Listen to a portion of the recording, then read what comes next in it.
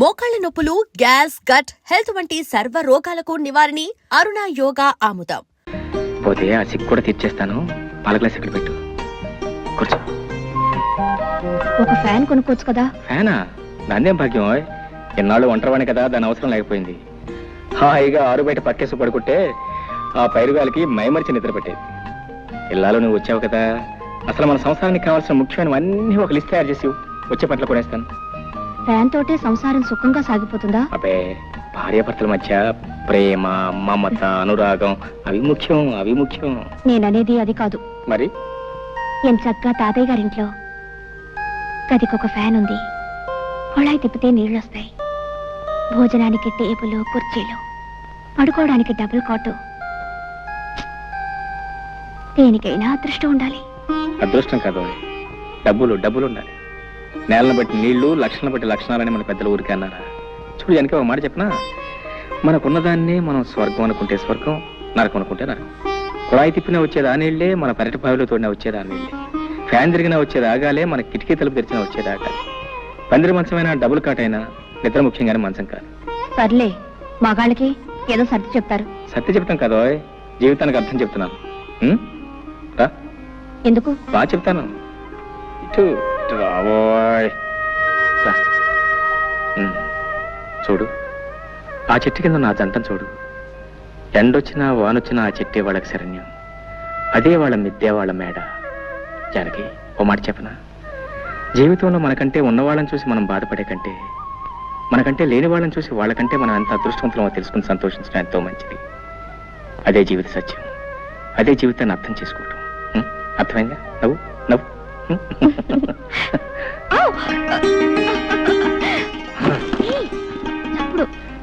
చప్పుడు పట్టించుకోకూడదు. ఇది మాకు బాగా అచ్చొచ్చిన పట్టి మంచం.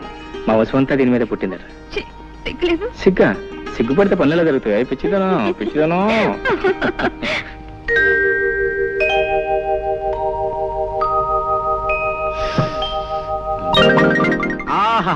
స్వాగతం, సుస్వాగతం. రా. నాకసలు పెళ్ళే అవదని, పిల్లనివ్వమని ఈ ఊళ్ళో చాలా మంది కారు కోతలు, రైలు కోతలు కూడా కూర్చారు. అందుకే నేను సీక్రెట్ గా పెళ్లి చేసుకున్నా. ఏ అమ్మాయిదన్నా చెయ్యి పట్టుకుంటే 500, కాలు పట్టుకుంటే 600 జరిమానాలు వేసి నావి 10 ఎకరాలు తినేశారు. రేపటి నుంచి నీ కాళ్ళు చేతులు నడి సెంటర్లో రోజుకి 100 సార్లు పట్టుకుంటాను. ఎవడేం చేస్తాడో చూస్తాను. రా.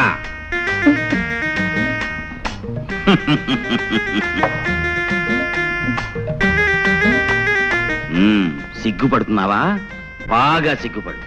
ఈ లీలాకృష్ణకి ఆడవాళ్ళని లాలించడం డాల్డాతో పెట్టిన విద్య. శ్రద్ధగా విను. ముందు నేను కౌగలించుకుంటాను. గుబులు గుబులుగా ఉంటుంది, ఏం భయపడకు. ఆ తర్వాత నిన్ను ముద్దు పెట్టుకుంటాను. మత్తు మత్తుగా, గిలి గిలిగా, గుండె దడదడగా ఉంటుంది. కాళ్ళు చేతులు వణుకుతాయి, అయినా భయపడకు. ఆ తర్వాత చెప్పడం కుదరదులే. రెడీ? కౌగలింత.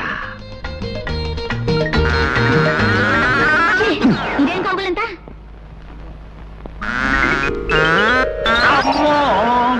కౌగిలింతంటే ఇలా ఉండాలి. ఓర్ నాయనో. సరే, ఇప్పుడు ముద్దు పెట్టుకుంటాను. ఇదే ముద్దు? ముద్దంటే ఇలా ఉండాలి. ఓర్ నాయనో, ఈ దేవుడోయ్, నా కొంప ముంచావు కదే. ఏమే, నీకు ఇవన్నీ ఎవరు నేర్పారో చెప్పు. మా బావ. శ్రీకృష్ణ, నాకు ఏమిటి పరీక్ష? బయటికి పో. నిన్ను మీ బావని సెంటర్ చూసి పడి చేస్తాను. పో. ఏమిటండి కేకలు? బావన తర్వాత ఇట్టంటే ఆటలు ఆడుకోరా? కౌగిలించుకోవటం, ముద్దు పెట్టుకోవటం ఇవన్నీ ఆటల. పాపప్పలే, పాపాత్మురాల. పో. మీ మొహం. చిన్నప్పుడు బావ మరదలు ఆడుకునే బువ్వాలాటలండి. చిన్నప్పుడా? అంటే ఇంతప్పుడా? అమ్మయ్యా, బతికించావు కదే. మీ బావ ఎక్కడున్నాడు? మిలిటరీలో. తేడా వదిలిపోయింది. నీకెప్పుడన్నా బువ్వాలాట్లు ఆడుకోవాలంటే నాతోనే ఆడుకో, ఇంకెవరితోనూ ఆడుకో. పడుకో, కళ్ళు మూసి పడుకో. జ్యోతి, నా మంచి చెల్లి. బావ పొలానున్నాడు. ఈ క్యారేజ్ పట్టుకెళ్ళి బావకిచ్చిరా. మీ ఆయనకి నేనెందుకు ఇవ్వాలి? నీకు బావ కాదంటి? మంచి తల్లి. తాతయ్య 2 రోజుల నుంచి కబురు చేస్తున్నాడు. నేను ఒకసారి వెళ్ళొస్తాను. నువ్వు పట్టుకెళ్ళకపోతే అల్లుడు గారు ఏమన్నా అనుకుంటారు. నువ్వే పట్టుకెళ్ళు. బావ చాలా మంచివాడమ్మా, ఏమనుకోడు. నా మంచి చెల్లి కదూ. అలాగేలే, కాకా పట్టుకుని వెళ్ళు. మీ పెద్ద కూతురు గారి వంట రుచి చూద్దాం.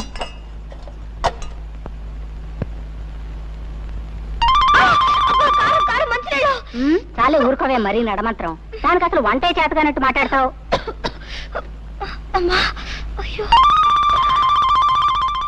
అబ్బా, ఈ వంట తింటే మీ బావు పని అయినట్టే.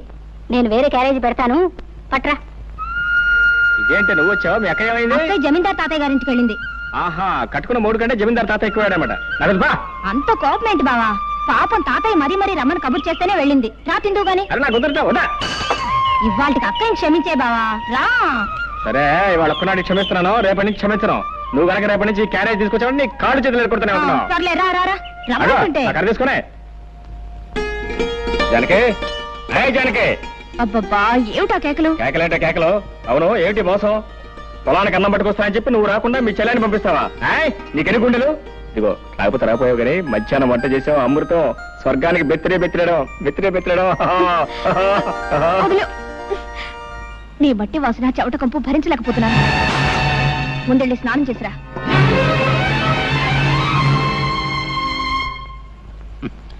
నువ్వు చెప్పినా చెప్పపోయినా నాకంతా తెలుసు మురళి. నువ్వు జానకిని ప్రేమించావు, తప్పులేదు. కానీ వాళ్ళ బాబేదో కొంపలు ముంచుకుపోయినట్టు ఆ జాతి రత్నాన్ని తీసుకెళ్ళి మోటు రత్నాన్ని కట్టబెట్టాడు. ప్రేమించిన ఆడ దొరకపోతే ఎవరికైనా బాధే. మరి అంత మాత్రాన్ని నువ్వు ఇలా మనసు పాడు చేసుకోవటం నాకు బాధగా ఉంది. జరిగింది మర్చిపోవటం అంత తేలిక కాదు. కష్టమే, చాలా కష్టం, నాకు తెలుసు. అందుకే మర్చిపోవటానికి కొన్ని సులువైన పద్ధతులు కనిపెట్టారు మన పెద్దలు. అవును, చరిత్ర తిరగేస్తుడు. పార్వతిని ప్రేమించిన దేవదాస్ ఏం చేశాడు? పార్వతిని మర్చిపోవటానికి మందు కొట్టాడు. అందాక ఎందుకు, ప్రేమ్నగర్ సినిమాలో నాగేశ్వరరావు ఏం చేశాడు? వాణిశ్రీని ప్రేమించి ఆ అమ్మాయి తిరస్కరించిన తర్వాత బాటిల్ ఓపెన్ చేశాడు. అతనే కాదు, చరిత్రలో భగ్న ప్రేమికులందరూ బాధని మర్చిపోవటానికి మందునే ఆశ్రయించారు. ఏదిగా ఏమిటిదంతా? వద్దు ప్లీజ్. అమ్మమ్మా, మనం చరిత్రను అవమానించకూడదు. పెద్దలు నడిచిన తోవనే మనము నడవాలి. ఇది ముందు కొంచెం ఘాటుగా ఉంటుంది, ఆ తర్వాత బగరుగా, తియ్యగా, చేదుగా, అచ్చం ఉగాది పచ్చళ్ళ ఉంటుంది. అబ్బా,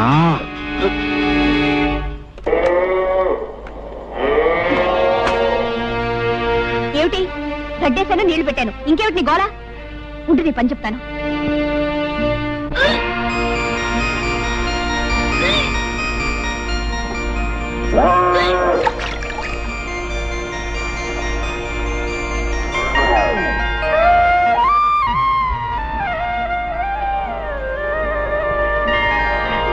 నీకడు బంగారం కాను.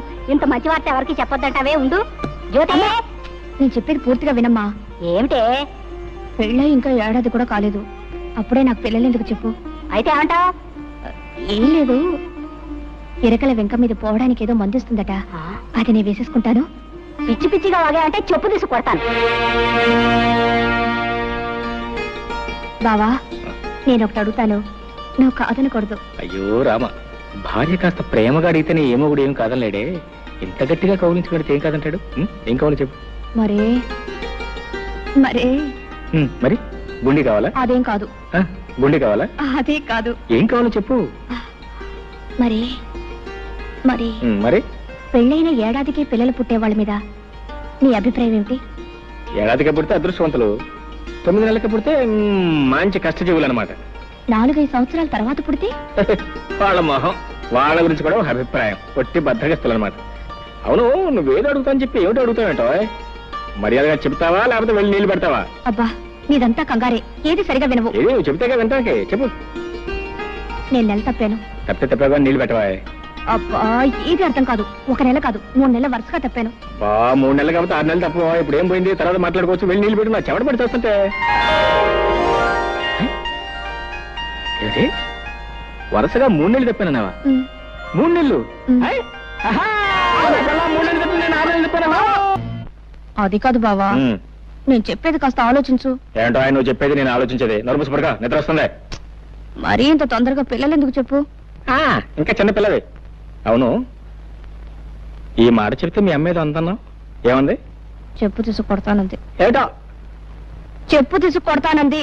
మీ అమ్మ కేవలం మాటల్లో ఉంది, నేను కొట్టి చూపిస్తానే అనుకున్నావు. లీలాకృష్ణ గారు, మీకు శుభవార్త. మగపిల్లాడు పుట్టాడు. సంతోషం అండి, చాలా సంతోషం. ఉండండి, మీ ఫీజు ఇస్తాను. గురువు గారు, నాకు చిన్న అనుమానం. అవకాశం ఇచ్చాను, అడుక్కో. ఏం లేదు, మీకు పెళ్ళై 9 నెలలు అవ్వలేదు కదా, అప్పుడే పిల్లాడెలా పుట్టాడండి. ఓర్ నాయనోయ్, డాక్టర్ గారు ఇది అన్యాయం, మోసం, దగ, కుట్ర. మీకు నేను ఫీజు ఇవ్వను. ఏమిటండి మీరు అనేది? పెళ్ళైన 7 నెలలకే పిల్లాడు ఎలా పుడతాడండి? అంటే నా భార్య చాలే ఊరుకోండి, అన్యాయంగా మాట్లాడకండి. కొంతమందికి ఇలా నెలలు నిండకుండానే పిల్లలు పుడుతూ ఉంటారు. అంతేనంటారా? అంతే. ఇదిగోండి మీ ఫీజు. థ్యాంక్స్.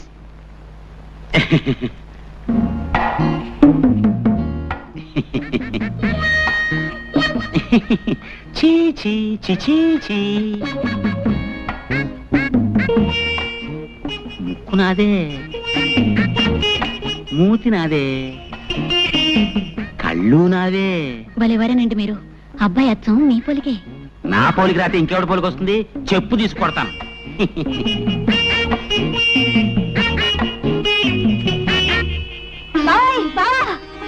ఏంటే ఏంటే ఏంటే? అయ్యో అయ్యో ఏంటే? ఈ మహారాజు గారికి మహాలక్ష్మి పుట్టింది. నా కూతురు పుట్టిందా? హాయ్ రేయ్, ఇదిగో ఈ 100 రూపాయలు తీసుకుని మీ ఇష్టం వచ్చిన సరదాలు ఏమైనా చేసుకోండి. పోండి, పోండి, పోండి, పోండి.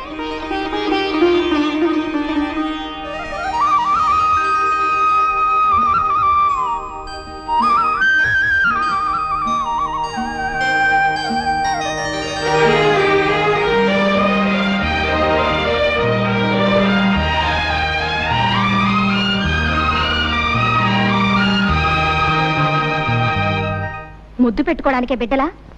ఎలాగైతే కన్నావులే గొప్పగా. పిల్లకి స్నానం చేయించడం కూడా రాకపోతే ఎలా? ప్రతిరోజు ఎవరొస్తారు ఈ పనులన్నీ చేయడానికి? చిచి, ఇదంతా నాకు అలవాట్లేదు. ఆహా, నాకు మాత్రం ఉందా? నేనేమన్నా 5-6 కన్నానా? ఆడదన్న తర్వాత ఇవన్నీ తనంతట తనే నేర్చుకోవాలి. బావా, ఓ పంచే, పిల్లకు నీళ్లు పోయడం, పాలు పట్టడం ఇవన్నీ నువ్వు నేర్చుకో. ఇదేదో పెద్ద పని అయినట్టు. ఇంతలా పెళ్ళానికి సేవ చేయడం నేర్చుకున్నవాడిని బిడ్డకు నీళ్లు పోస్తే ఇద్దరు ముసలేనా? నువ్వు రాకపోతే ఎవరు చేసేవారు? నేనే కదా మీ అక్క చేస్తా. మీరిద్దరూ కలిసి నన్నే వెగతాళి చేయక్కర్లేదు. ఏ దాన్ని ఎలాగి, నా పని నేనే చేసుకుంటాను. తస్సది, మీ అక్క మా లావు తెలియగలదే. పిల్ల ఏడుస్తున్నానో నా ఒళ్ళో, నవ్వుతుంటే దాని ఒళ్ళో. ఇదిగో ఇవ్వబాకు, సరాసరి ఇక్కడ తీసురా. మొగుడు పెళ్ళాలిద్దరూ కలిసి నా చేత పనులు చేయించుకుంటున్నారు. అబ్బా, ఇవాళ చాలా స్పీడ్ గా ఎక్కిపోతుంది. మురళి, ఏమిటిదంతా? ఏముంది, ఇది పకోడీ, ఇది మందు, ఇది గ్లాస్. ఇతను మురళి, నేను మాత్రం లీలాకృష్ణ. నువ్వు లీలాకృష్ణుడివి కాదురా, ఈ ఇంటికి పట్టిన చీడ పురుగువి. ముందు బయటికి పో, బయటికి పో. మురళి, నువ్వు చదివిన చదువంతా ఏమైంది? ఈ తాపుడేమిటి, ఈ వరుస ఏమిటి? తాతయ్య నీ కోసం ఎంత బాధపడుతున్నారో తెలుసా? అనుకుంటే అంత బాధే. బాధల్లోనే పుట్టాం, బాధల్లోనే పెరుగుతున్నాం, బాధల్లోనే పోతాం. అసలు ఈ ప్రపంచమే బాధల్లో ఉంది. మురళి, నువ్విప్పుడు మత్తులో ఉన్నావు. నేనేం చెప్పినా అర్థం కాదు. మరోసారి నువ్వు తాగేవని మాత్రం నాకు తెలియకూడదు. చూసావమ్మా వాడెంత చెడిపోయాడు. అవన్నీ తర్వాత ఆలోచిద్దాం. ముందు మందు తాగు తాతయ్య. వద్దమ్మా, ఈ మందు తాగి నేను ఆరోగ్యవంతున్నై వాడి దౌర్భాగ్యం కళ్ళారా చూడాలా? పూర్వ జన్మలో నేనేదో మహాపాపం చేసి ఉంటానమ్మా. అందుకనే ఆ భగవంతుడు మనవణ్ణి నాకు విడిచిపెట్టి ఉన్న కొడుకుని కోడల్ని తీసుకుని వెళ్ళిపోయాడు. అయినా తట్టుకున్నాను. నా ప్రాణంతో సమానంగా వాడిని పెంచి పెద్ద చేశాను. నేను పోయిన తర్వాత అంత ప్రేమగా చూసుకునే నువ్వైనా ఇంటికి కోడలిగా వస్తావు. కానీ భగవంతుడు ఆశ కూడా నెరవేర్చలేదమ్మా. ఏమిటి తాతయ్య నువ్వు అనేది? అవునమ్మా, మురళికి నువ్వంటే ప్రాణం. నిన్నే పెళ్లి చేసుకుంటానని నాతో చెప్పాడు.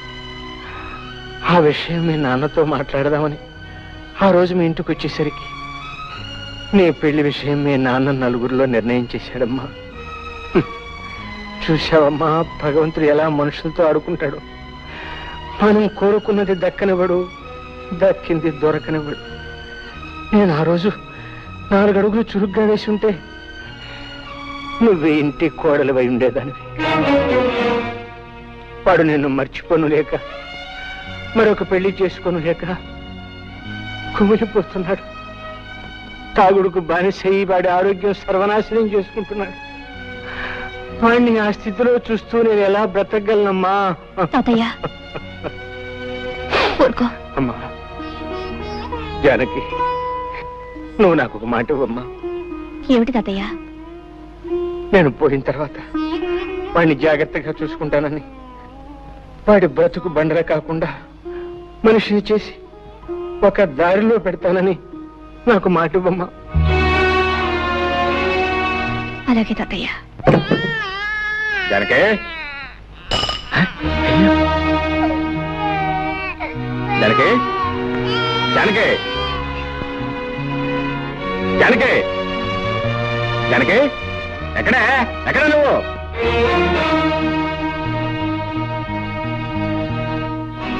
ఎక్కడికి వెళ్ళావు? తాతయ్య గారింటికి వెళ్ళాను. ఈ శనిగ్రహం అప్పుడే లేచిపోయిందా? ఎవరు శనిగ్రహం? ఎవరు శనిగ్రహం? పసిబిడ్డను ఇంట్లో ఒంటరిగా వదిలిపెట్టి పెత్తనాలకు వెళ్ళిన చాలక ఇంకా శనిగ్రహం అంటున్నావా? శనిగ్రహం అని. నేను వెళ్ళేటప్పటికి నిద్రపోతుంది. అవును, నువ్వు వెళ్ళేటప్పుడు నిద్రపోతుందని, నువ్వు ఇంటికి వచ్చే వరకు నిద్రపోతూనే ఉంటుంది అనుకున్నావా? నేను రావటం కొంచెం ఆలస్యం ఏమైతే తెలుసా? ఉయ్యాలంచి కింద పడేది. ఉయ్యాల నుంచి కాకపోతే మేడం నుంచి పడ్డానికి మనకి మేడలు లేవుగా. తప్పు చేసిన కాకుండా ఏమిటా పెడసరుపు సమాధానం? తాతయ్య కొంట్లో బాలేదు. అవన్నీ సర్దుకొని వచ్చేసరికి ఆలస్యమైంది. తాతయ్య తాతయ్య మాట్లాడితే తాతయ్య ఒకటి దొరికాడు. ఇదిగో, నీ తాతయ్య చాలా డబ్బున్నాడు. నువ్వు వెళ్ళినా వెళ్ళకపోయినా ఆయన చూసుకోవడానికి 10 మంది నౌకర్లు ఉన్నారు. నువ్వు ఆయన గురించి ప్రత్యేకంగా ఏం తాపత్రపడాల్సిన అవసరం లేదు. ఇదిగో చెప్తున్నాను, నువ్వు మళ్ళీ ఆ ఇంట్లో అడుగు పెట్టడానికి వీల్లేదు. ఎందుకు వెళ్ళలేదు? వీల్లేదంతే. వెళ్తే ఏం చేస్తావు? పళ్ళు రాలగొడతాను.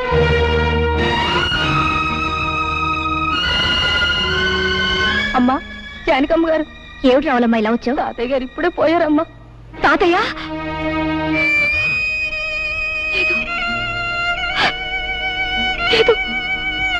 ఏంటి, తాతయ్య గారు పోయారు? అవును బాబు. ఎప్పుడు? ఇప్పుడే. సరే నువ్వు వెళ్ళి, మేము వస్తాం. చూసొద్దాం పద. ఎందుకు? బ్రతికున్న మనిషిని చూడడానికి వెళ్తే పళ్ళు రాలగొడతానన్నావుగా.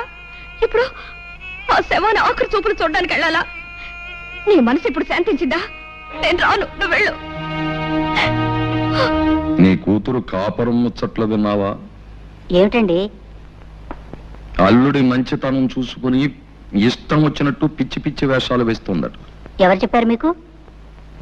మన సంగతులు ఊరందరికీ తెలిసేదాకా మందాక రావు. ఒకసారి వెళ్ళి మందలించిరా. చిచి, వెధవ బ్రతికైపోయింది. ఓ సుఖం లేదు, సంతోషం లేదు.